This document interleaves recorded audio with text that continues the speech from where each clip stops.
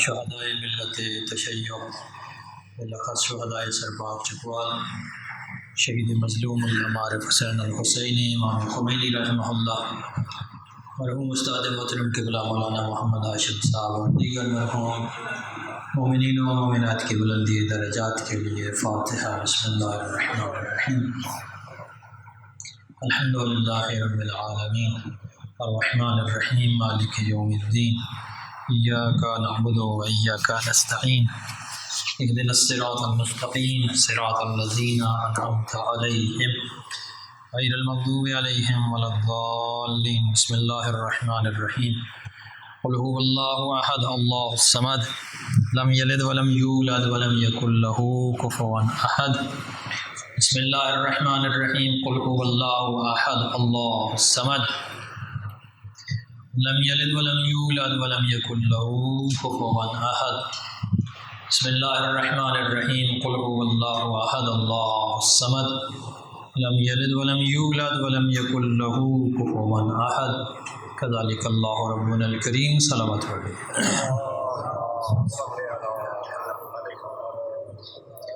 اعوذ باللہ من الشیطان الرجیم۔ بسم اللہ الرحمن الرحیم۔ الحمد للہ الذی دل علی وجوب وجودہ افتقار الممکنات وعلی قدرتہ وعلمہ احکام المصنوعات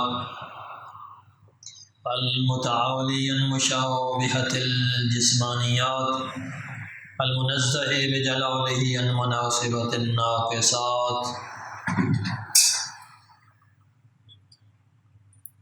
والصلاة والسلام علی نبیہ صاحب الآیات والبینات سیدنا و مولانا ابی القاسم محمد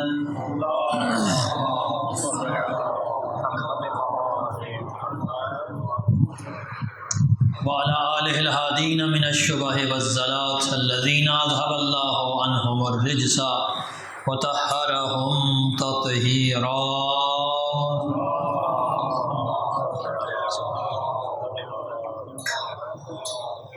والرحمۃ علی محبیہم وموالیہم واللعنۃ علی اعدائہم من یوم عداوتہم الی یوم الدین ومن یوم الدین الی ابد الآبدین۔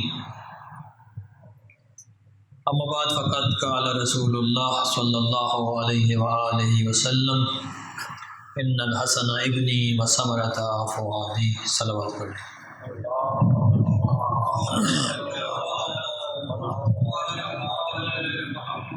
دعا ہے بارگاہ رب العزت سے کہ وہ تمام مومنین کی عبادات و اطاعت کو اپنی بارگاہ میں منظور و مقبول فرمائے۔ پروردگار عالم بحق محمد و آل محمد اس ملت پر اپنی خصوصی رحمتیں اور برکتیں نازل فرما، ملت کو باہمی اتفاق و اتحاد عطا فرما۔ پروردگار عالم امام زمان کا جلد از جلد ظہور فرما، وطن عزیز پاکستان کو امن و سلامتی کا گہوارہ بنا، مظلوموں لاچاروں کی مدد و نصرت فرما۔ صلوات پڑھیں۔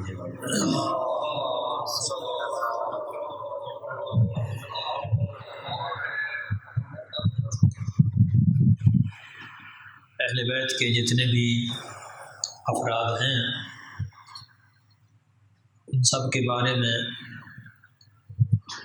بہت سی عمومی اور خصوصی روایات نقل ہوئی ہیں، وارد ہوئی ہیں، جن سے ان کی فضیلت و عظمت بھی ثابت ہوتی ہے اور ان کا کردار، ان کی شان، ان کا حسب بھی کھل کر سامنے آتا ہے۔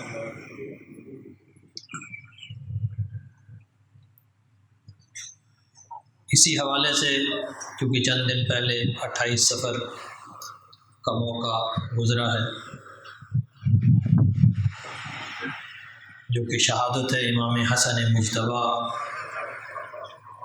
صلوات اللہ وسلامہ علیہ۔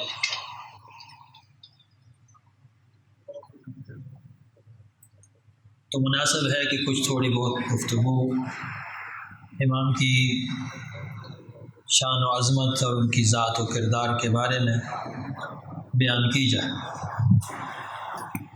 امام حسن مجتبیٰ علیہ الصلاۃ والسلام کی شان میں 3 قسم کی احادیث یا روایات ملتی ہیں۔ ایک احادیث وہ ہیں کہ جن میں تمام اہل بیت کی فضیلت بیان کی گئی ہے۔ دوسری وہ احادیث ہیں جن میں امام حسن اور امام حسین کو پوائنٹ آؤٹ کر کے فوکس کر کے ان کی فضیلت و عظمت بیان کی گئی ہے۔ اور تیسری روایات وہ ہیں کہ جن میں صرف امام حسن مجتبیٰ کا نام لے کر ان کا ذکر کر کے ان کی عظمت اور ان کی فضیلت کا تذکرہ کیا گیا ہے۔ سب سے پہلے ہمارے سامنے وہ روایات ہیں جن میں اہل بیت کی فضیلت اور عظمت کا تذکرہ ہے، جن میں اہل بیت رسول کے فضائل بیان ہوئے ہیں،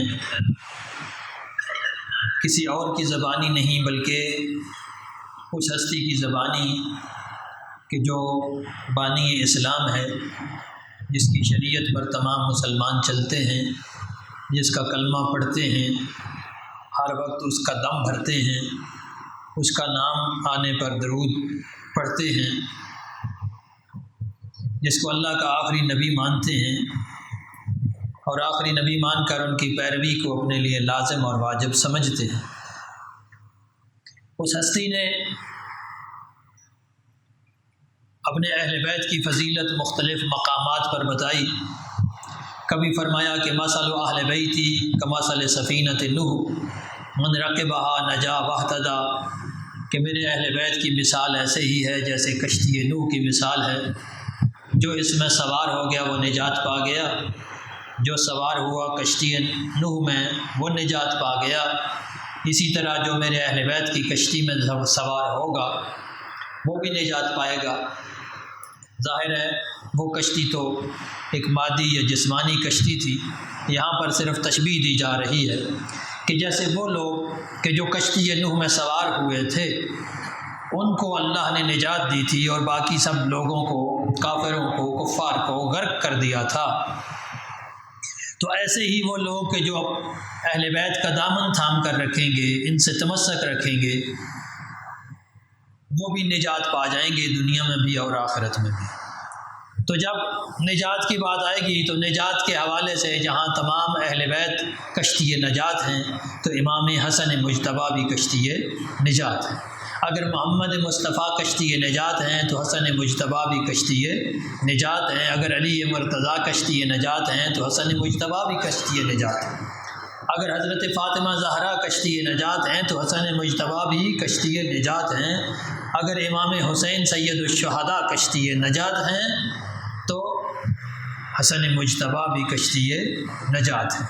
یا دوسرے مقام پر فرمایا کہ انی تارک فیکم الثقلین کتاب اللہ و عطرتی اہل بیتی، کہ میں 2 چیزیں تمہارے درمیان چھوڑ کر جا رہا ہوں، ایک اللہ کی کتاب اور ایک میری عطرت، میرے اہل بیت۔ ما ان تمسکتم بہما لن تضلوا بعدی ابدا، جب تک تم ان دونوں سے تمسک رکھو گے تم میرے بعد کبھی گمراہ نہیں ہوگے۔ ولن یفترقا حتی یردا علی الحوض، یہ دونوں الگ بھی نہیں ہوں گے یہاں تک کہ حوض کوثر پر میرے پاس وارد ہو جائیں۔ تو جب اس تمسک کا حکم دیا تو جہاں تمام اہل بیت کا ذکر ہے کہ ان سے تمسک رکھنا چاہیے تو اس عطرت رسول میں امام حسن مجتبیٰ بھی شامل ہے۔ اگر امام حسین کا دامن تھامنا باعث نجات ہے، ان سے تمسک رکھنا باعث نجات ہے، تو حسن مجتبیٰ سے تمسک رکھنا بھی باعث نجات ہے۔ اگر رسول خدا سے تمسک رکھنا باعث نجات ہے تو یقیناً حسن مجتبیٰ سے تمسک رکھنا بھی باعث نجات ہے۔ تو بس جو جو فضیلت تمام اہل بیت کے لیے وہی امام حسن مجتبیٰ کے لیے۔ یا کئی اور مقام پر فرمایا، خاص طور پر اس حدیث قصہ کے اندر جب اہل بیت کے تمام افراد کو اکٹھا کر کے ایک چادر کے نیچے پاک پیغمبر نے فرمایا تھا کہ ہؤلاء اہل بیتی و خاصتی و حامتی لحمہم لحمی و دمہم دمی، پروردگارہ یہ میرے خاص لوگ ہیں، یہ ہیں میرے اہل بیت، ان کا خون میرا خون ہے، ان کا گوشت میرا گوشت ہے۔ تو جتنے اہل بیت میں اس وقت 5 افراد کو وہاں پر جو فضیلت عطا کی گئی وہی فضیلت امام حسن مجتبیٰ کے لیے بھی ہے۔ گویا اگر حضرت فاطمہ زہرا پیغمبر کا گوشت و خون ہے تو حسن مجتبیٰ بھی پیغمبر کا گوشت و خون ہے۔ اگر علی مرتضیٰ پیغمبر کا گوشت و خون ہے تو حسن مجتبیٰ بھی پیغمبر کا گوشت و خون ہے۔ اگر حسین شہید کربلا رسول خدا کا گوشت و خون ہے تو حسن مجتبیٰ بھی پیغمبر کا گوشت و خون ہے۔ تو جو فضیلت ان کے لیے ہے انہم منی و انا منہم، یہ سب مجھ سے ہیں اور میں ان سے ہوں، وہ فضیلت حسن مجتبیٰ کے لیے بھی شامل ہے۔ دوسری قسم کی احادیث وہ ہیں کہ جن میں خاص امام حسن اور امام حسین کا تذکرہ کیا گیا، جیسے وہ مشہور ترین حدیث کہ ان الحسن والحسین سیدا شباب اہل الجنہ، کہ حسن اور حسین جوانان جنت کے سردار ہیں۔ تو دونوں بھائی جوانان جنت کے سردار ہیں، جس طرح حسین ابن علی جوانان جنت کے سردار ہیں تو حسن ابن علی بھی جوانان جنت کے سردار ہیں۔ یا دوسرے مقام پر فرمایا کہ الحسن والحسین امامان قاما او قعدا، کہ حسن اور حسین دونوں امام ہیں، چاہے وہ قیام کریں، چاہے وہ صلح سے کام لیں، چاہے وہ گھر میں بیٹھیں، وہ ہر حال میں امام ہیں۔ اور امام ہونے کا مطلب یہ ہے کہ وہ ہر حال میں قابل تقلید ہیں، قابل پیروی ہیں اور واجب الاطاعہ ہیں۔ اگر وہ کسی وجہ سے گھر میں بیٹھ جاتے ہیں تو پھر بھی ان کی اطاعت واجب ہے، اگر وہ میدان میں نکلتے ہیں تو پھر بھی ان کی اطاعت واجب ہے۔ تو جو فضیلت امام حسین کے لیے وہی فضیلت امام حسن مجتبیٰ کے لیے، بلکہ ایک قدم آگے بڑھاتے ہوئے یہ کہیں کہ امام حسن تو وہ امام ہیں جو امام حسین کے بھی امام ہیں۔ 10 سال تک کم از کم امام امیر المومنین علی ابن ابی طالب کی شہادت کے بعد جب امام حسن مجتبیٰ کو امامت ملی اور 50 ہجری میں امام حسن کی شہادت ہوئی، تو یہ 10 سال جو گزرے ہیں امام حسین نے امام حسن مجتبیٰ کی امامت میں گزارے ہیں، یعنی ان کی پیروی، امام حسن وہ امام ہیں کہ جن کی پیروی اور جن کی اطاعت امام حسین پر بھی واجب اور لازم ہے۔ تیسرا مقام وہ آ جاتا ہے کہ جہاں پر وہ احادیث بیان کی گئی کہ جن میں امام حسن مجتبیٰ کو خاص طور پہ ذکر کیا گیا، ان کی فضیلت بیان کی گئی، جیسے فرمایا ان ھذا ان الحسن ابنی وثمرۃ فؤادی، کہ یہ میرا بیٹا حسن میرا بیٹا بھی ہے اور میرے دل کا چین بھی ہے، میرے وجود کا ایک حصہ بھی ہے اور میری آنکھوں کی ٹھنڈک بھی ہے اور میرے دل کا سکون بھی ہے۔ اور کئی مقامات پر امام حسن مجتبیٰ کے بارے میں فرمایا کہ حسن مجتبیٰ ظاہری شکل و شباہت میں بھی رسول خدا کے مشابہ تھے۔ بعض روایات میں ملتا ہے کہ امام حسن اوپر والا دھڑ امام حسن کا پاک پیغمبر سے مشابہ تھا اور نچلا دھڑ یعنی پاؤں وغیرہ امام حسین کے پاک پیغمبر کے مشابہ تھے۔ تو اس طریقے سے دونوں بیٹوں کو، دونوں نواسوں کو مشابہت ملی ہے، اور صرف یہ مشابہت اس حد تک نہیں بلکہ کردار کے لحاظ سے بھی، عمل کے لحاظ سے بھی اور اپنے وجود اور بقا کے لحاظ سے بھی یہ مشابہت موجود ہے۔ غالباً شاہ عبد العزیز محدث دہلوی نے یہ ذکر کیا ہے کہ ان کی کتاب سر الشہادتین میں وہ لکھتے ہیں کہ سرور کائنات کو دنیا کے تمام کمالات عطا ہوئے، باطنی طور پر بھی اور ظاہری طور پر، لیکن شہادت بقول ان کے، یہ ان کا نقطہ نظر میں نقل کر رہا ہوں، قائل ہونے کا یا قول نقل کرنے کا مطلب یہ نہیں ہے کہ انسان اس کے حرف بحرف سے موافق ہو، کسی جزوی طور پر اختلاف ہو سکتا ہے۔ بہرحال وہ کہہ رہے ہیں کہ ظاہری طور پر پاک پیغمبر کو شہادت کا کمال نہیں ملا، اللہ نے یہ شہادت کا کمال آپ کے دونوں نواسوں میں رکھ دیا، اور زہر کے ذریعے شہادت ملی امام حسن مجتبیٰ کو، تو یہ زہر والی شہادت کا کمال بھی درواقع سرکار رسالت مآب کو ملا ہے، اور تلوار سے شہادت ہوئی ہے امام حسین کی، تو یہ جو تلوار سے شہادت کا کمال ہے، جو درجہ ہے، یہ بھی امام حسین کے ذریعے سے سرور کائنات کو ملا ہے۔ تو اس طریقے سے ہم دیکھتے ہیں کہ یہ اسی پیغام کا تسلسل ہیں، امام حسن مجتبیٰ جو پاک پیغمبر نے سرور کائنات نے شروع کیا تھا، اور جو ان کا مقام ہے، جو فضیلت ہے، جو وجودی حیثیت ہے، اس میں یہ سب شریک ہیں سوائے نبوت کے۔ نبوت وہ عہدہ ہے کہ جو پاک پیغمبر کے ساتھ مخصوص ہے چونکہ آپ آخری نبی ہیں، لیکن باقی جو فضائل ہیں ان فضائل میں اہل بیت نبوی پاک پیغمبر کے ساتھ شریک ہیں۔ امام حسن کے بارے میں چند چیزیں اور بھی ملتی ہیں۔ ایک خاص طور پر جو ذکر کیا گیا ہے روایات میں بھی کہ پیغمبر اکرم نے فرمایا کہ یہ میرا بیٹا کریم ہے، کریم اہل بیت ہے۔ ایک لقب، ویسے تو سارے اہل بیت کا لقب کریم ہے، تمام کریم ہے، گھرانہ ہی سارا کریموں کا ہے۔ امام حسن مجتبیٰ کا جو خصوصی لقب ہے وہ کریم ذکر کیا گیا ہے۔ کریم کا جب لفظ ذکر آتا ہے تو عام طور پر سمجھتے ہیں کہ لوگ کہ شاید کریم کا مطلب ہے سخی ہونا، کیونکہ اکثر اسی چیز پر تاکید کی جاتی ہے۔ تو عرض یہ ہے کہ سخاوت کرم کا ایک شعبہ ہے۔ کریم صرف وہ نہیں جو سخاوت کرے، کریم کے اندر بہت ساری چیزیں ہوتی ہیں، بہت ساری خصوصیات اس ایک لفظ کے اندر پوشیدہ ہیں، ایک لقب کے اندر پوشیدہ ہیں۔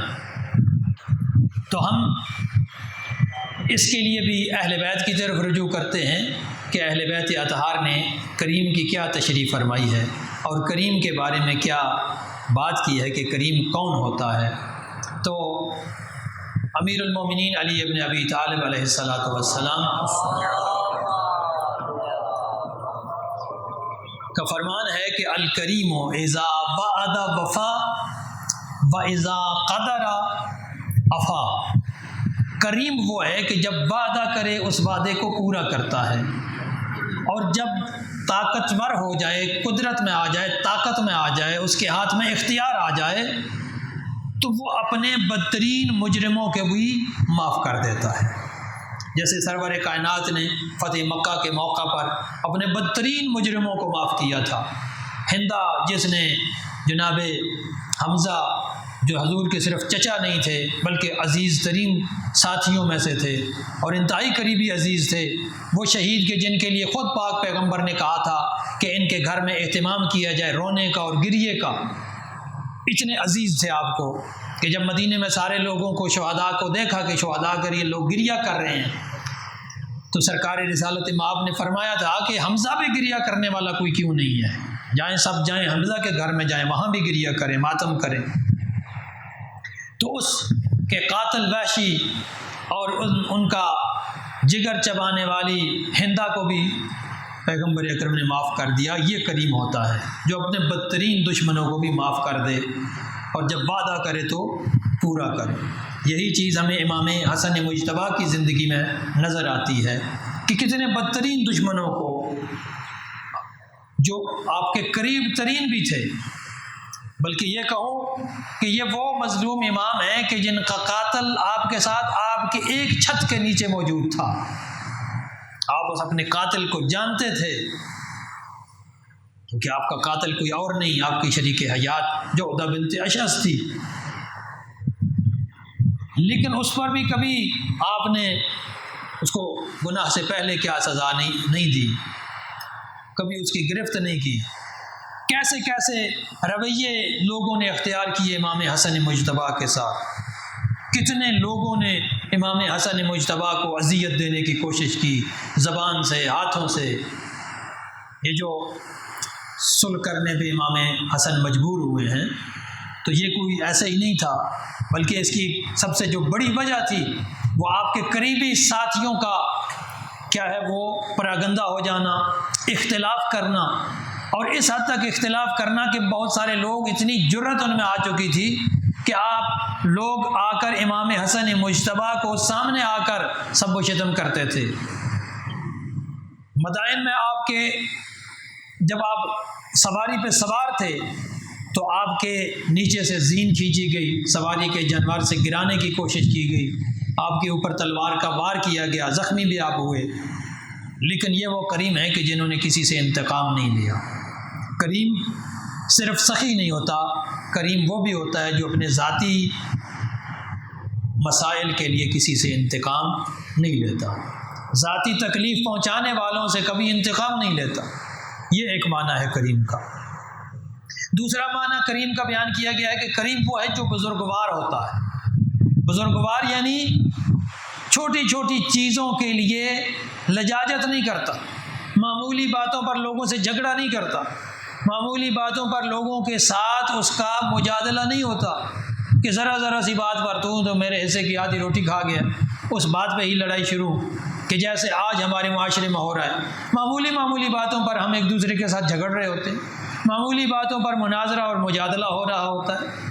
کریم وہ ہوتا ہے کہ جو ان چھوٹی باتوں کو اپنے لیے انتہائی کمتر سمجھتا ہے، اور اس کمتر سمجھنے کی وجہ سے وہ ان چیزوں کی پرواہ نہیں کرتا، بلکہ وہ لئیم لوگوں کی طنز، طعنہ اور تہمتوں کی بھی پرواہ نہیں کرتا۔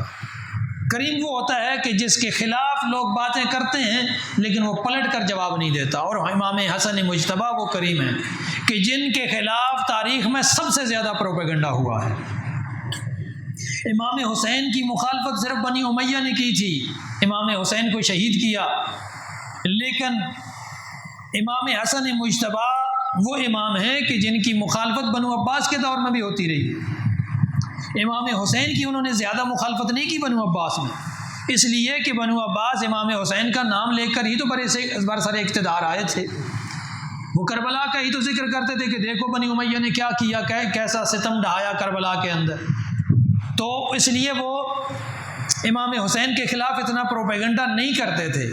لیکن چونکہ امام حسن کی اولاد حسنی سادات اور بنو عباس نے مل کر تحریک چلائی تھی بنو امیہ کے خلاف، تو بعد میں جب بنو عباس نے اقتدار پہ قبضہ کر لیا تو حسنی سادات کا ان کے ساتھ منازعہ ہوا، اختلاف ہوا کہ یہ تو ہمارا معاہدہ نہیں تھا کہ آپ صرف اس پہ حکومت پہ قبضہ کر کے بیٹھ جائیں۔ تو اس وقت حسنی سادات نے ان بنی عباس کے ظلم و ستم کے خلاف قیام کیے۔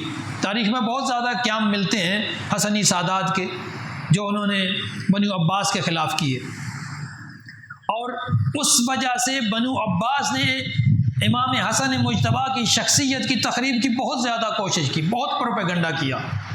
آپ اپنے ہمارے بھائیوں کی کتابیں اٹھا کر دیکھیں نا، تو مجھے لگتا ہے کہ دو شخصیات کے خلاف سب سے زیادہ پروپیگنڈا اور روایتیں موجود ہیں، ایک امام حسن مجتبیٰ ہیں اور ایک ان کے دادا جناب ابو طالب ہیں۔ سب سے زیادہ ان دو شخصیات کے بارے میں منفی اور جھوٹی باتیں پھیلائیں گی، غلط خیالات پھیلائے گے، ان کے کردار کے بارے میں، ان کے ذات کے بارے میں، ان کی زندگی کے اندر بھی یہ کام کیا گیا۔ لیکن امام حسن مجتبیٰ وہ کریم ہیں کہ جو ان باتوں کا کبھی انہوں نے پلٹ کر جواب نہیں دیا۔ تو کریم وہ ہوتا ہے کہ جو بزرگوار ہوتا ہے۔ اور تیسری صفت کریم کے اندر وہ ہوتی ہے کہ وہ خود کو لوگوں سے بالا تر نہیں سمجھتا، وہ کسی خصوصی پروٹوکول کا طلبگار نہیں ہوتا۔ وہ لوگوں کی طرح، آپ دیکھیں ہمارے لوگوں کی بھی عادت ہے نا کہ کوئی بندہ جناب بڑی گاڑی سے آ رہا ہے تو ہر کوئی اس کے استقبال کے لیے دوڑ رہا ہے، پروٹوکول کے لیے دوڑ رہا ہے، یہ بڑا عالم ہوگا، یہ بڑا ذاکر ہوگا۔ تو اگر لوکل سواری پہ آ جائے، یار کوئی نہیں اتنا مسئلہ، چلے 5 منٹ اس کو دے دیتے ہیں۔ کریم وہ ہوتا ہے کہ جو اس تمام تر بے توجہی کے باوجود بھی اپنی شخصیت میں کمی نہیں آنے دیتا، اور لوگوں کی ان باتوں کی بھی اسے پرواہ نہیں ہوتی۔ اس کے خلاف پروپیگنڈا کیا جاتا ہے لیکن وہ لوگوں کے درمیان گھل مل کر رہتا ہے، لوگوں کا حصہ بن کر، عوام کا حصہ بن کر۔ کتنے ہی واقعات ہیں امام حسن مجتبیٰ کے بارے میں۔ ایک مرتبہ مدینہ کی گلی میں جا رہے ہیں تو کسی ایسے محلے سے گزر ہوا، وہاں کافی مقدار میں ایسے گھر تھے فقیر مسکین لوگوں کے، تو وہ زمین پہ، خاک پہ، مٹی پہ بیٹھ کے کھانا کھا رہے تھے، سوکھی روٹی، خشک روٹی کھا رہے تھے بغیر سالن کے، خشک روٹی۔ تو انہوں نے امام حسن مجتبیٰ کو کہا کہ ابن رسول اللہ تشریف لائیے ہمارے ساتھ۔ تو آج کا دور کا کوئی بندہ ہو تو وہ کہے گا بھائی میں یہاں نیچے کیوں بیٹھوں، تو اپنی آبا کبا جھاڑ کے تو سائڈ پہ ہو جائیں گے۔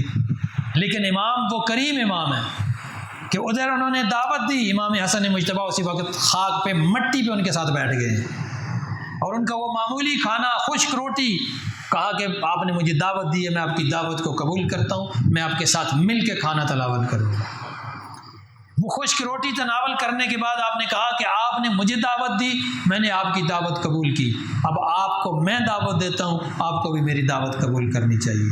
تو امام حسن مجتبیٰ نے پھر انہیں اپنے دسترخوان پہ بلایا، مدینے میں آپ کا دسترخوان بہت مشہور تھا، آج بھی ان کی یاد میں دسترخوان مومنین بچھاتے ہیں، اس لیے کہ ان کا دسترخوان سارا سال چلتا رہتا تھا، لوگ آتے تھے، لوگوں کے کھانا، کوئی بھی مسافر ہو ہر وقت یہ اس گھر کا در کھلا رہتا تھا کہ کوئی بھی مسافر ہو، غریب ہو، مسکین ہو، اس کو کھانے کی ضرورت ہو تو وہ اس گھر کے دروازے پہ اس دسترخوان پہ آ کے کھانا تناول کر سکتا تھا۔ تو ان فقیروں کے ساتھ بھی بیٹھ کر امام نے کھانا تناول کیا، پھر انہیں اپنے گھر بلایا، اپنے گھر بلا کر ان کی بہترین طریقے سے دعوت کی، اور پھر جاتے ہوئے سب کو ایک ایک قیمتی لباس بھی عطا کیا کہ تم لوگوں نے میری دعوت کی تھی، آج میرا حق بنتا ہے کہ میں اپنے لحاظ سے تم لوگوں کی دعوت کروں۔ تو کریم وہ ہوتا ہے کہ جو لوگوں سے خود کو بلند تر نہیں سمجھتا، لوگوں کے درمیان گھل مل جاتا۔ اور چوتھی صفت کریم کی کیا ہوتی ہے؟ امیر المومنین علی ابن ابی طالب فرماتے ہیں کہ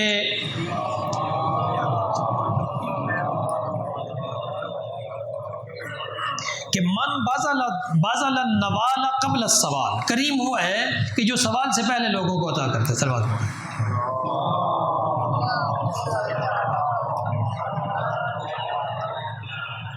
کریم وہ ہے کہ جس سے لوگوں کو سوال کرنے کی ضرورت نہیں ہے، سوال کرنے سے پہلے لوگوں کی حاجات کو جانتا ہے اور ان کی حاجات کو پورا کرنے کی کوشش کرتا ہے۔ اور یہ چیز ہمیں سیرت ائمہ میں، بالخصوص سیرت امام حسن مجتبیٰ میں نظر آتی ہے کہ امام حسن مجتبیٰ لوگوں کے گھروں میں جا کر معلومات کیا کرتے تھے کہ کون حاجت مند ہے، کون ضرورت مند ہے، وہ بغیر مانگے، بغیر سوال کیے گھروں میں جا کر ان کی ضروریات کو پورا کیا کرتے تھے۔ یہ کریم کی چوتھی اور پانچویں اور آخری خاصیت یا خصوصیت کریم کی کہ کریم وہ ہوتا ہے کہ جو اپنی ذات کو گناہ سے بلند تر سمجھتا ہے۔